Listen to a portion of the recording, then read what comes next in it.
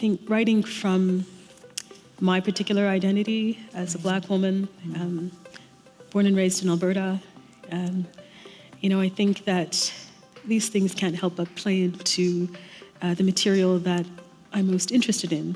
And these are, I guess, have been stories in which somebody is very much searching for their place in society because they feel as though they're being forced to live on the margins, I guess. Right. Yeah.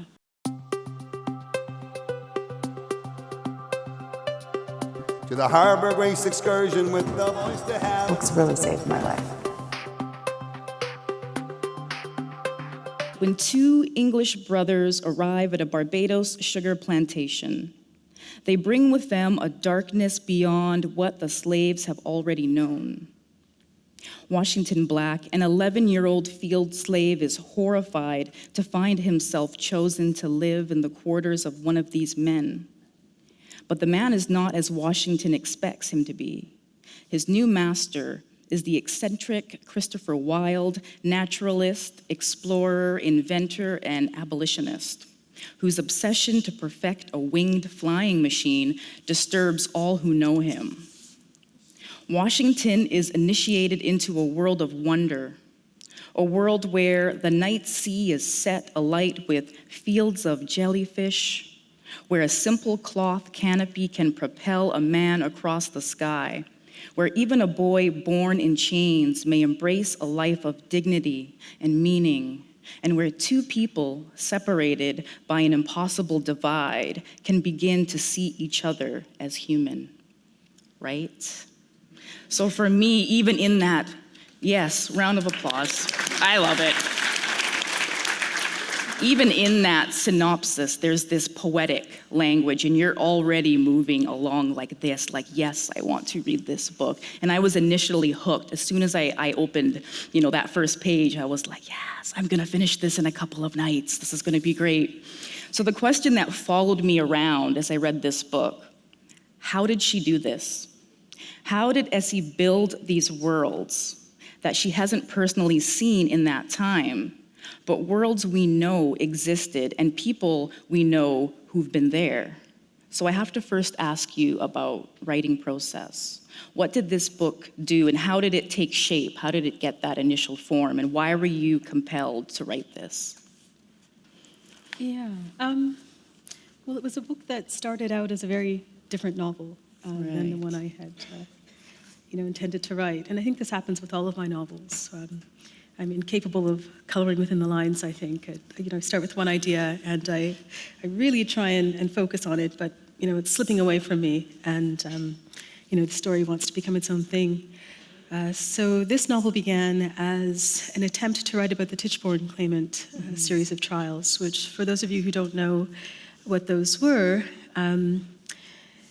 basically between the 1860s and the 1890s in England, there was a whole whack of criminal trials centering around a young man called Roger Tichborne, who had gone missing at sea. He was shipwrecked off the coast of Argentina and presumed dead, but his mother refused to believe that he'd died. And what she did was she put notices in newspapers all around the world looking for him because a clairvoyant had told her that her son was alive and well and living in a far-off, sunny land. And she just had to put some effort into it if she wanted to find him. And she got a response back from a small town called Wagga Wagga in Australia from an attorney there writing on behalf of a client called Tom Castro, who was claiming to be Roger Tichborne, who had just kind of been hiding away in a small town for a couple of years, but was ready to come home and take up his place at the head of this family. But just in case Tom Castro was not Roger Tichborne, just by chance, one of the family servants, a man called Andrew Bogle, had retired to Sydney, Australia, just like a year earlier. So it was just like a stroke of good fortune that this was the case. And she wrote to him and asked him if he could make the trip to Wagga Wagga to identify her son. and basically confirm that this was actually him. And Andrew Bogle was an ex-slave on a plantation called Hope in Jamaica, and he'd been stolen off this plantation by a member of the Tichborne household who had been, had been doing some work on that plantation for, he had been hired for a very short period, and I guess seen this young man and had taken a liking to him. Why, we don't really know what specifically, attracted him to this young man, but he thought that this was who he wanted to be his servant, and so he stole him away to England. And I realized as I sat down to write this particular novel about the Tichborne trials that I was much less interested in all of the crazy goings-on of the trials. Like, there were just so labyrinthine, and there were so many different characters and just the most outlandish details. And I realized I was much more interested in a man like Bogle, rather than Bogle himself, who had been basically born into a world of great cruelty and suffering, and with a sense of his life as being very prescribed and likely very short, and probably ending, in a cruel way. And for him to go from having this sense of himself and his horizons and what was possible for him, and to be plucked out of that very suddenly for reasons that he doesn't understand, and then taken into worlds that he could never have imagined existed. Yeah. This was my true material, and that's my very long answer. See, that's a lot of work. And to me, I look at all those happenings and all those going-ons, and there's a lot of action and there's something happening. But really, this is a character-based novel, and I was just fascinated by Washington Black and this young boy and what's happening in his mind and the things that he's going through and how he navigates that. And there's this long thread of survival mode. No matter where he was in the book, he needs to survive. And he's always thinking one step ahead. And he's always questioning his choices as well. And I thought that was really profound. This young boy he doesn't know why he's being offered something. And is it okay for me to accept this and take it and put it in my pocket and hold on to it? And why is it not okay? So I was really drawn to that aspect of the book. So I want to talk a lot of it about Wash. And so I'm going to go to a quote from the New York Times. So in a September New York Times review by Cullum Toybin, here's what he says about your plans for Washington. She is determined that the fate of Washington Black will not be dictated by history, that the novel instead will give him permission to soar above his circumstances and live a life that has been shaped by his imagination, his intelligence, and his rich sensibility. He is not a pawn in history so much as a great noticer in time. I love that part. With astonishing skill at capturing the atmosphere in a room, matched by his talent with pencil and sketchbook, he is a born artist and someone who attracts people to him. He is also a lost soul who moves through the novel as though in search of some distant, sorrowful notion of home. Would you say this is an accurate portrait of Wash? And why did you write him in this way? I think that's a very apt and accurate portrait. It is, isn't it? I wish Cullum Toybin could come and summarize all of my books for me. It's just so lovely. For me, I've said this many times before, but I'll repeat it because it bears repeating. Excuse me, I've got a bit of a cold. What I was looking at with this novel, sorry.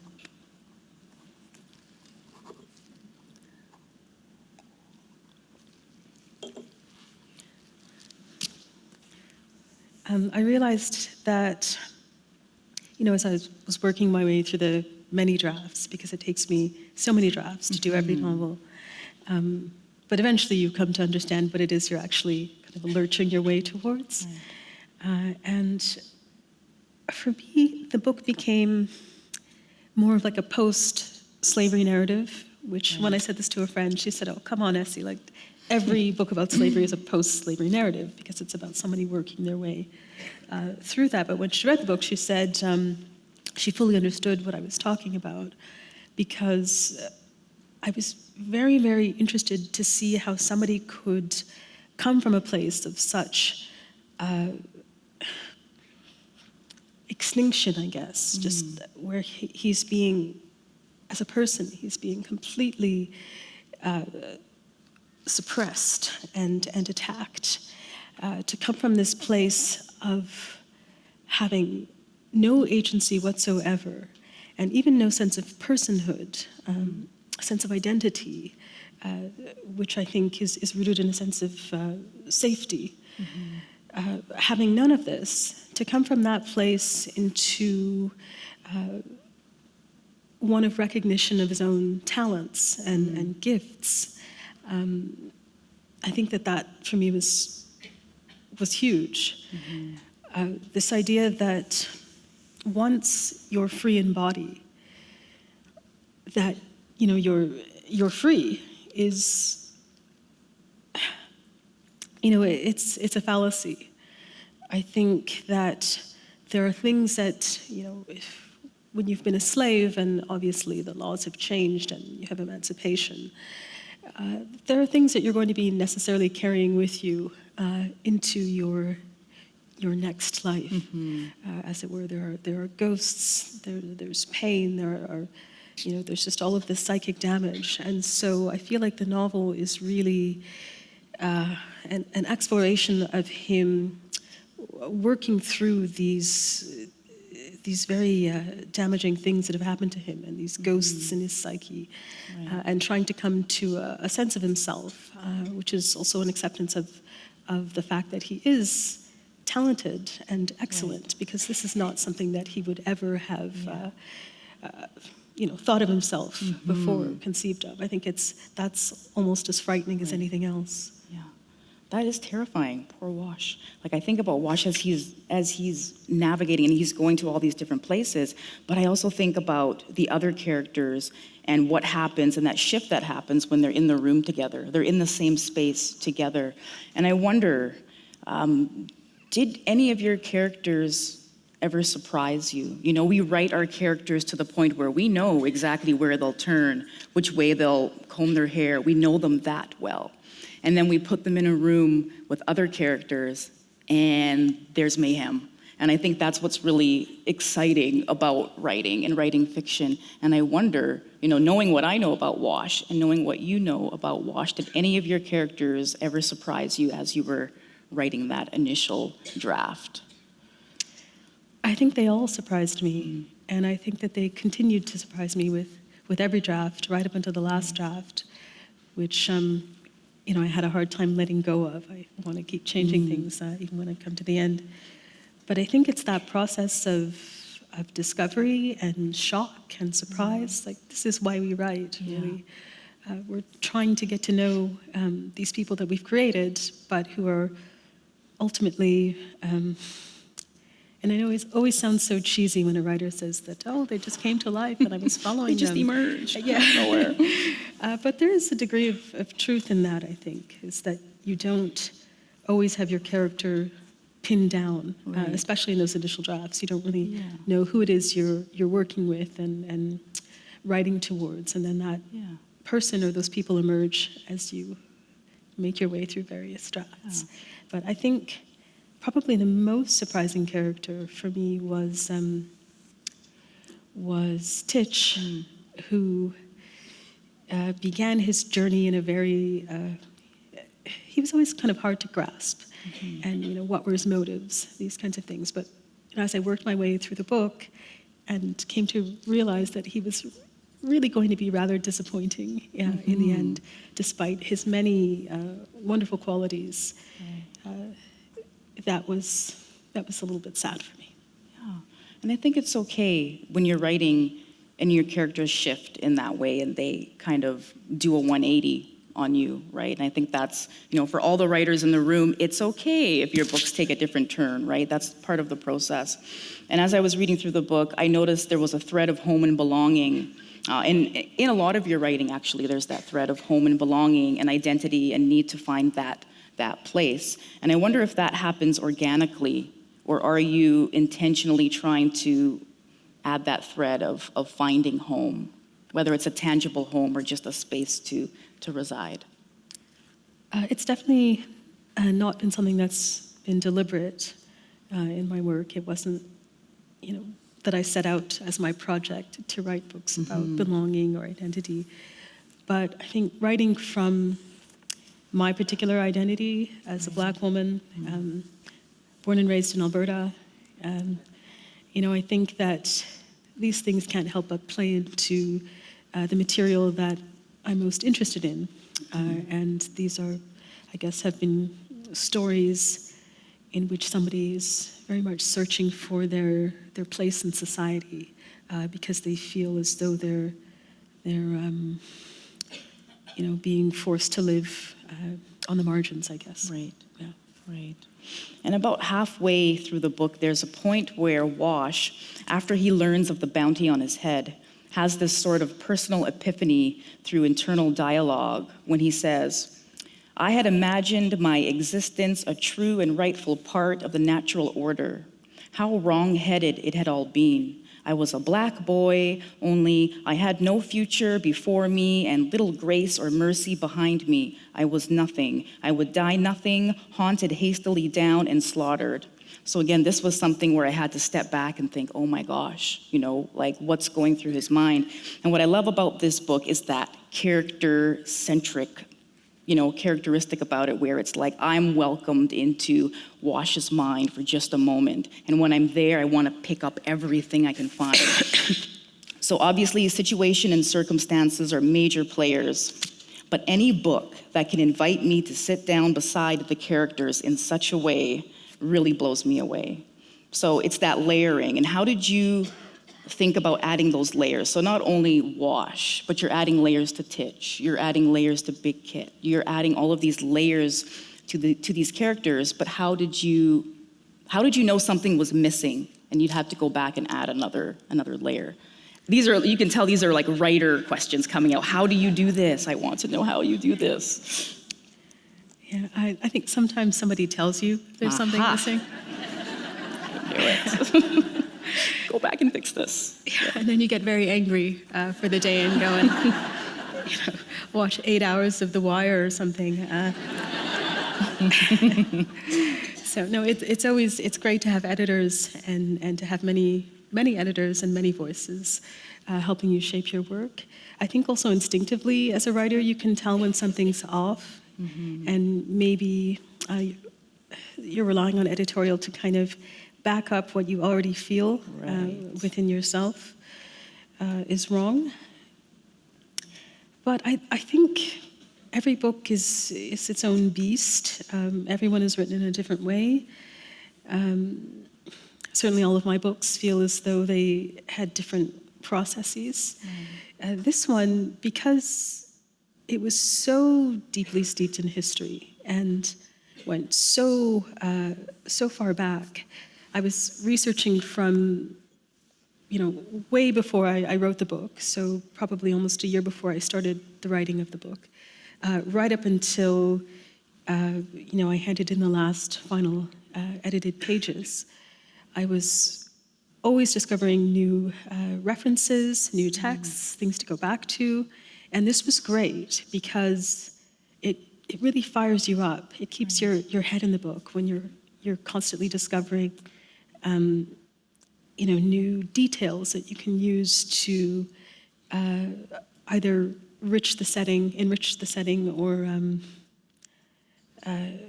shape the character in some way. So it's like a process of discovery. I love that.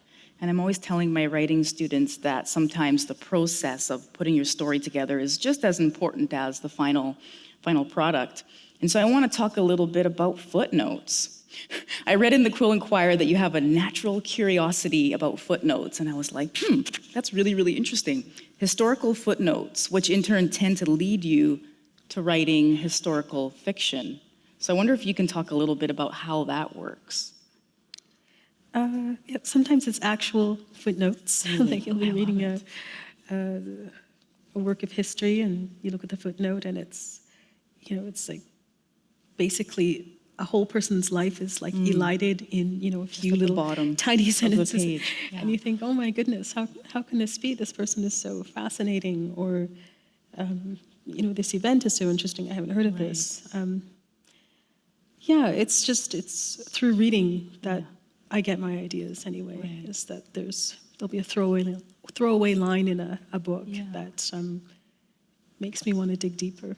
And that desire to expand and go beyond just the bottom of the page where that one line is housed. I really like that. Yeah, it's like that was a whole life. That person deserves a kind of resurrection. Let's take that footnote out and let's expand it. Let's blow it up, And so I wanted to ask you about traveling, because this book spans so many countries. And I wonder if you did a lot of your writing in different locations. Did you do some traveling for your research? I did all of my writing in my office in Victoria. Yeah, working on a treadmill desk, so walking and typing. Right. Yeah, it's probably the book that I was, like my other books have been written when I've been traveling, so I can say, oh, this part was written when I was in Germany, or this part was written. But this one, it was all done in Victoria. And it's funny because it's the book that has the most, the most range in terms of its settings. But possibly that's the reason, right? I was sort of wanted to get out of Victoria. See, so write that down. Stay home in your office, and then you can write these expansive worlds, right? So stories like the stories you write are powerful. So how do you think your work creates space for marginalized writers and readers? A big question. It is a big question, simply because when I sat down to write and when I set out to write, it wasn't something that I was consciously thinking of. You're not thinking of others, you're thinking of yourself. And what it is that you're trying to accomplish on the page. But I've been getting this questions more and more often. And, I don't really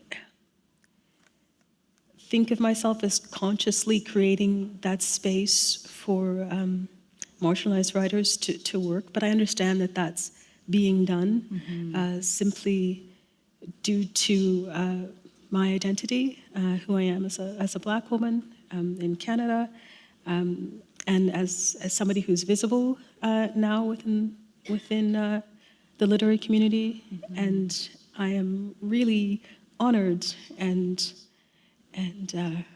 humbled to occupy that space. And I understand that it's important to widen and deepen that space and to shine light on voices that weren't maybe going to get the recognition that they deserve. Right. I know that growing up in Calgary, like somebody asked me recently to name 10 Black Canadian female writers who I read when I was growing up, and I thought, I kind of got to maybe number 4 and had to pause and really was searching, and I thought, no, I don't feel that I had a lot of, there were a lot of models that I was looking at and trying to emulate. Obviously, there are some wonderful Black female Canadian writers, but they weren't legion. And so I was looking elsewhere for my models. I was looking outside the country. I was looking at British writers, and I was looking at American writers. But now I feel like we're sort of getting more Black female voices on the scene, and this is really heartening. If I think of the writer I was and the girl that I was growing up in Calgary, I think this is huge, and it's really important. It is. It's massive, it's exciting, and I even think of myself as a young girl reading all these books and what would have changed had I been handed a book by a young female Black writer, a Canadian female Black writer? What would that have done for me at that point in my life? And I didn't come into Black female writers until I was in my 20s, you know? So there's a big chunk of time where these books could have been placed in front of young Black females. So I feel like now is the time, and it's really, really exciting. And winning that Giller again, I think, was just, you know, and I want to ask you about that. And as a writer and as a reader, like, what did that feel like when they called your name? Because everyone was like, she was so shocked, she had no idea. And it looked like you stood up from your chair, and then you sat back down, like, wait, no, they didn't say my name. And then you got back up, and I was like, this is just, and I'm watching this crying like a big baby, because I'm like, yes, Esi won this. So what did that feel like to win that Giller again for the second time? When they called your name, what did it, you know, what did it feel like? I was amazed. I had won the Giller for Half-Blood Blues, which was the novel I did right before Washington Black. So I didn't have any expectation of winning. And in fact, my entire family said, there's no way you're going to win. So don't get your hopes up. There's no way. So, you know, I was pleased to be on the short list and to get to travel around with the other writers on the list who, you know, we just became fast friends. I was astonished. It was obviously a huge moment for me, and I felt, I think, I was happy. Yeah. but there was also a sense of relief in that, you know, I'd been asked if I was going to do another jazz novel or another World War II novel after doing Half-Blood Blues, and there was a lot of pressure around that. And I decided, you know, I wanted to do something totally different. And I had done it, and you don't know how people are going to react. And so I felt sort of like, oh, okay, so that, you know, that went over okay. Yeah. They liked it. Yeah. People liked it. But there was a young Black female journalist who came up to me, because you do the sort of media scrum right after, you know, they whisk you off the stage, and then you go and answer questions for like an hour. But she, you know, she was really moved. She said she felt as though that had given her permission to write and to write fiction, and maybe to try and make a go of it, and even to take her journalism to places that she was maybe a little bit fearful of doing before. And I was really like moved by that, and I thought, yeah, this is what winning can do. This is the real, I guess, the real prize of winning, is that you can open those spaces and give others permission. Right. I love that. And I think that's really important too. And I think it's great that you had the opportunity to see it unfold live, to have someone tell you that this is the effect your book or your writing had on that person. That's priceless. And that's really, really incredible that you got to experience that. And then we don't have a lot of time for questions, so I'm going to pick my questions strategically. And I want to talk a little bit about your book being propositioned for film. Now, is this a TV series or this is a movie? I saw a little something, and I wonder if you can tell us a little bit about that. Yeah, so it was optioned for like a limited run TV series by Fox TV. And the group is headed by Sterling K. Brown, so it's his production company. And yeah, That's exciting. It was lovely. We had a lunch meeting a couple of weeks ago in Los Angeles, and you know, I met the writer and the director, and they seem like a really great group. In wonderful hands, and really excited. Yeah, and that's a totally different world, the film world. Like, how does that work? I have no idea. So will you be very involved in producing the film or the TV series, or will you be kind of hanging out in the back, or do you want to be involved, I guess, is more the question. You know, I think I'm happy to kind of hang back and see let how them it do their all comes work. together. I really felt like they had a great vision of what the book could be. Right. And I'm not at all a TV person. I'm not a screenwriter or anything like that. So But I am curious to sit in the writer's room and see how it all works. Yeah. That's so amazing. And you're out here in Toronto, you're going to be doing some more things. I read that you're doing the Festival of Literary Diversity in Brampton in a few days. So what's next for you after that festival, your tour? I think are you halfway through a tour right now, or is it pretty much wrapping up for you? It goes until September. Ooh, and then, busy. Yeah, and then my husband has a book coming out, so then I'm at home Right. with the kids. So we'll trade off, which will be nice. Yeah. Well, that's awesome. So I have to ask, because being a festival director and an event curator myself, I'm always curious about author engagement and how we as organizers can do a better job of giving the authors what they need at festivals and events. So I wonder if you've ever had an incredible, amazing event experience and what it was that made you feel special, or what it was that they did to go above and beyond for you as an author. Maybe it hasn't happened yet, and we have work to do, right? I don't know. I mean, it's so difficult. We have so many wonderful festivals in this country. How do you choose right. just one? Yeah, And I think that that's saying something, that we live in a country that has so many incredible literary festivals where, Right. the audiences are large and people are deep and impassioned readers, and this is not the case in every country that you visit. Right, So, that's right. I'm really amazed and excited about Canadian audiences. Yay, That said, I think Yeah. I do have a special place in my heart for the Vancouver Writers Festival, Right. who, they hosted me with every book, even when, I had 5 readers for my first novel. I was still asked to come, and Hal Wake did a great job running the festival, and his successor, Leslie, is also. It was her first year last year, and she did a great job. So, yeah, you're really well taken care of there. That's awesome. Yeah, it's a fun green room. So good to hear. And I think I have time for one more question before we open it up to all of you. So for me, self-care is everything. Especially as writers, people don't often ask us what we need. And so I want to do that for you right now, Esi. What is it that you need? I know what I need, but what do you need, Esi?